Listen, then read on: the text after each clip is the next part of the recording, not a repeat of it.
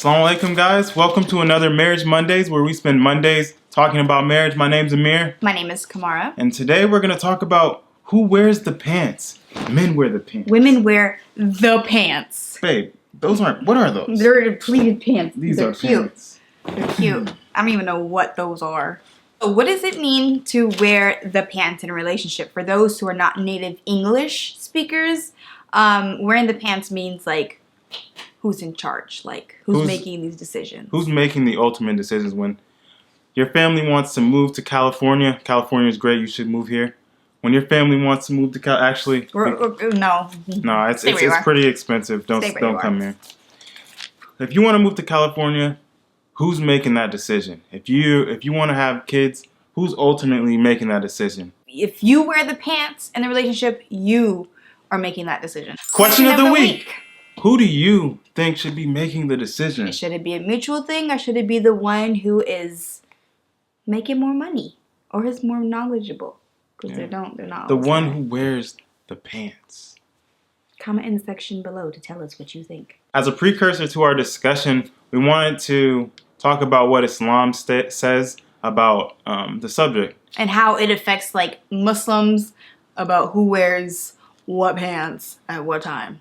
In Surah An-Nisa, which is chapter 4 and ayah 34, it talks about how men are the upholders and maintainers of the women.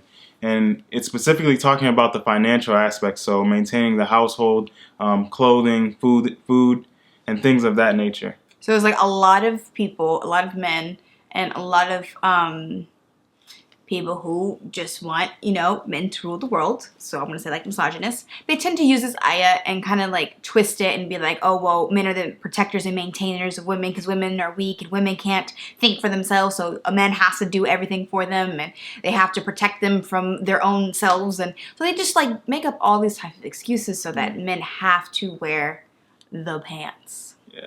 But you had some ayahs that you were going to talk about. So I wanted to talk about how like that ayah was talking about being the protectors and maintainers financially. And there's other ayahs like in Surah Baqarah, I think it was like verse 187, that was putting men and women at a mutual ground, talking about how men, you are the clothing for your wives and wives are the clothing for you. So that's putting us together on the same level. And there was another one, it was Surah Baqarah 2, ayah 233, and it was talking about how when it comes to making a decision like about children, for example, like weaning a child from like being breastfed, that's a mutual decision. The couple should come together and talk about it as a couple, not just like, oh, well, I want my child to continue breastfeeding, so breastfeed my child, or like, no, this is my baby.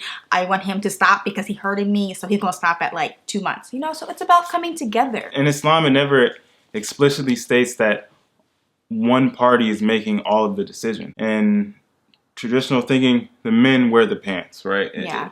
Like if you think back in the 80s, maybe 80s, probably like the 60s, in the past, right? No, I wouldn't say before the 60s, say the 50s, because the 60s is kind of like revolutionized. So during that time, the men wore the pants, the men were the providers, the men made the decisions, the men were the ones who were making all the money, to be frank, right? Yeah. But now that we're, during the time of the millennials and women's revolution and things like that, women are now at a very equal playing field with the men, right? I mean, obviously we don't get equal pay, but that's a different story. Right, you don't get equal pay, but women have a lot more rights and they have the ability to support themselves financially, and they also have the ability to get very good jobs, which are, some of us are making more money than their spouses, so it's like, exactly. If your husband can't, protect you financially, then you can protect yourself. Yeah. But that's good, right? That's progress, right? We should all have equal opportunity and the ability to support ourselves because, women outnumber men, as I've said plenty of times. So there's not enough men to go around. So women should have the ability to support themselves, right? Women don't need men to survive, and neither does a man need a woman to survive. So we all need to be independent. Exactly. So now we're going to get into the discussion. Okay, let's talk about it. Okay, first, who really wears I want to talk about this. All right, you go. Okay, you go. So I consider myself a feminist, right? Like I'm okay, women's rights. Yeah, but But at like the same time, it's like I want Amir to take care of me. Like I have no problem saying I want my husband to take care of me. I feel like personally, when I was getting married, I didn't want somebody who didn't know how to do anything and that I would have to do everything in terms of finances, in terms of like home care and like all these things that this like a person that didn't know how to do. Like, come on, you got to know how to do something, you know? So that wasn't something that I respected. I respected a man who would, you know, take charge of a relationship. That's me personally. That's how I feel personally. So for me, I think that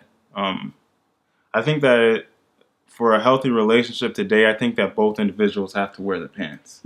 Right? I think that, well, I know that a man can't make all of the decisions by himself, right? Men, like most women think that men are stupid, and most men think that women are stupid as well. So if both people are stupid, then neither person can make a decision by themselves. True. But if we come together, we can equally attack our stupidity together. Yes, and you know what? That's a good point because not everybody thinks the same way and addresses situations the same way in terms of like different people, different style learnings. Everyone addresses situations differently. Like some people are more creative, some people are more thinking, some people act on emotions. So if you have two people who have these two different styles, they're definitely coming together to figure out a solution. Right. Both people should wear the pants because when it comes to major decisions that involve both people, you can't be the sole person to decide. Yeah, like if Amir was like, hey, pack up your bags, we're moving to Michigan tomorrow, I'll be like, hold up, wait a minute. That's not going to happen. Right. It's like I got a life here. She has a life. She goes to school. She has work. She has friends that she loves. She has family here. And, you know, those things have to be considered, right? It's not only about you. Now, if it's related to your finances, then you might have you might have a little bit of leverage there, you know. Like if your job takes you to another place, there's nothing you can do about that. That's a decision that's made, and that's a decision that you can't control. But when it comes to things like having a child, right? You might not think that it's the right time, but she'll be able to. But your wife is there to support you, right? It's not all about you. You're not the only one that's going to be taking care of a child. Actually, the woman is the one who takes care of the child in most cases, right? She's the one that's breastfeeding the baby. She's the one that's waking up at night, right? Because the man, for some reason, you know, we got work in the morning. Sorry, babe, can't do it.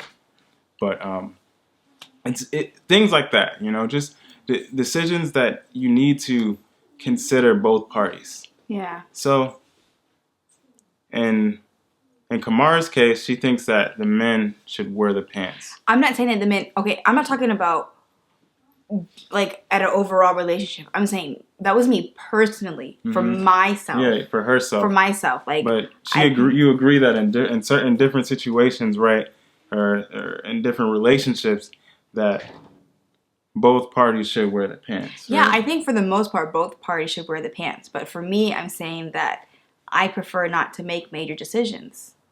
It's not that I don't trust myself. It's just I have anxiety. I'm not trying to be up all night stressing about something that I know Amir wouldn't stress about, you know? So it's like Amir is more calm and collected. I'm going to freak out. I'm going to have a panic attack. So I'm not going to worry about it. I'm going to let him decide and he's going to come tell me what he has decided. I'm going to be like, if it works for him, I'm like, yeah, it works for me. If it doesn't, I'm like, hold up, babe. That don't work for me. So that's what I was saying, you know? Yeah. Because it's true. Sometimes I'll be overthinking. Sometimes you do. Yeah. Well, I know myself. All right, so it was really nice to have this conversation. Alhamdulillah. If you made it to the end of this video, make sure you like, comment, and subscribe. We really appreciate you. Appreciate your support. Is it even a thumbs up anymore? We haven't been doing the thumbs up, but hey, we remember the thumbs up today.